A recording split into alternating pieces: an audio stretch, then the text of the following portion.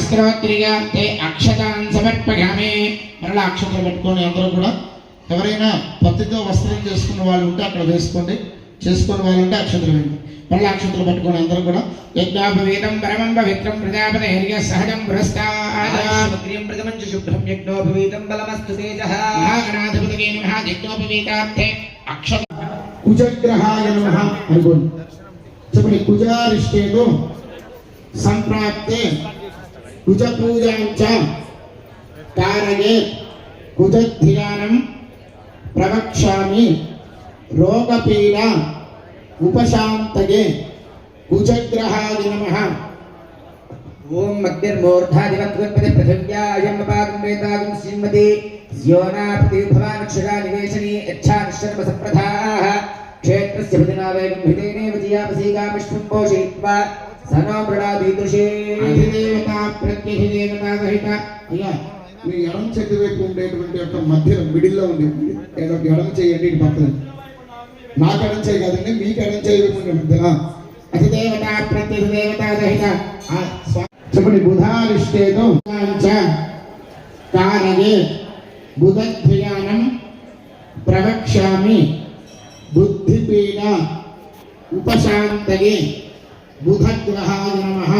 ఓం మద్బుద్ధ్యస్వాద్దేవినిజారుత్యేన విష్ఠా భూర్తే సింసచేధా భగించ పునఃకృన్వక్స్వాపదంజువాన్ మన్వాదాగం సీత్వైకుందవేదం ఇదం విష్ణురవిచక్రమే త్రేధానిదేపదం సమోఢమస్యవాగం సురే సహస్రశీర్షాభిష సహస్రాక్ష సహస్రపాద సభూమిం విశ్వతో వృత్వా అత్యతిష్ఠద్దిశాంగుళం. అధిదేవతా ప్రత్యధిదేవతా సహిత. అయ్యా ఆయన చూపించిన చెయ్యి ఉంది కదా, కుడి చేతి వైపుగా పైన ఉండేటువంటి తమలపాకు పైన స్టార్టింగ్ మీ వైపు పైన ఉండేటువంటి తమలపాకులు వేయండి. ఈశాన్య విభాగే ఉదగ్రహమావాహయామి స్థాపయామి.